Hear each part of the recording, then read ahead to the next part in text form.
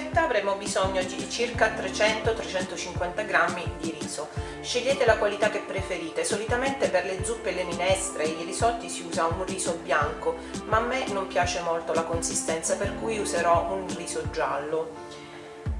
Ovviamente sulla quantità degli asparagi non potrò essere precisa perché questi sono asparagi di campo e di conseguenza dipende da quanti ne riuscirete a trovare o dal mazzetto che comprerete dal contadino al mercato.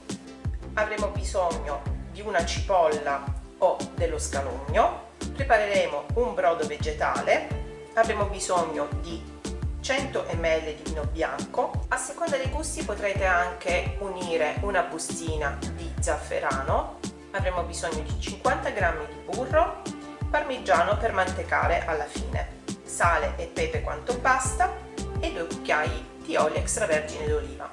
Adesso andiamo a vedere come procedere. Per prima cosa riempiamo una casseruola d'acqua e iniziamo a mondare gli asparagi, per cui preleveremo le punte e spezzeremo il gambo sino a quando non sentiremo una callosità più resistente. Una volta puliti gli asparagi li portate sul fuoco e attendete che l'acqua bolla. Da quel momento in poi date una cottura di 6-7 minuti. Questo vi aiuterà ad eliminare il caratteristico sapore amarognolo degli asparagi selvatici. Nel frattempo andiamo a preparare il nostro brodo vegetale, per cui in un padellino a parte metteremo l'acqua, un goccio di olio e poi preparate un battuto di sedano, cipolla e carota. Ne aggiungete un cucchiaio e portate a bollore. A questo brodo, se vorrete, potrete aggiungere anche un pizzico di dado per insaporirlo maggiormente o semplicemente del sale per i puristi del brodo vegetale. Scolate e tenete da parte gli asparagi. In una casseruola piuttosto bassa e ampia aggiungete l'olio e lo scalogno oppure l'olio e la cipolla a seconda dei vostri gusti e iniziate il soffritto.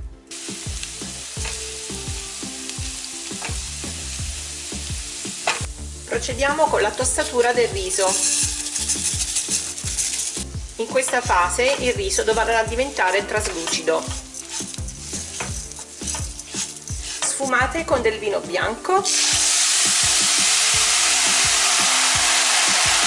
e adesso coprite il tutto con il brodo vegetale.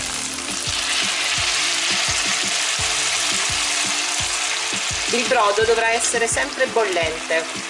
Nel brodo potreste aggiungere o sciogliere anche la bustina di zafferano in modo tale da dare un sapore delicato al brodo e anche un colore piacevole. Proseguite nella cottura per almeno 18 minuti. Quando ancora il riso è al dente, aggiungiamo i nostri asparagi.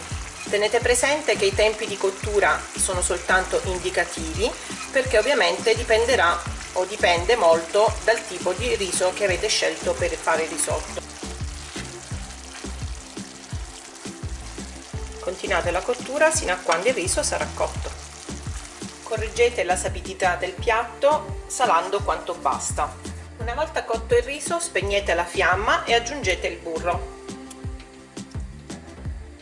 Mantecate infine con abbondante parmigiano reggiano. Il piatto è pronto, buon appetito! Se la ricetta vi è piaciuta, mi raccomando, lasciate tanti like e iscrivetevi al canale. Io vi aspetto sempre qui per una nuova ricetta.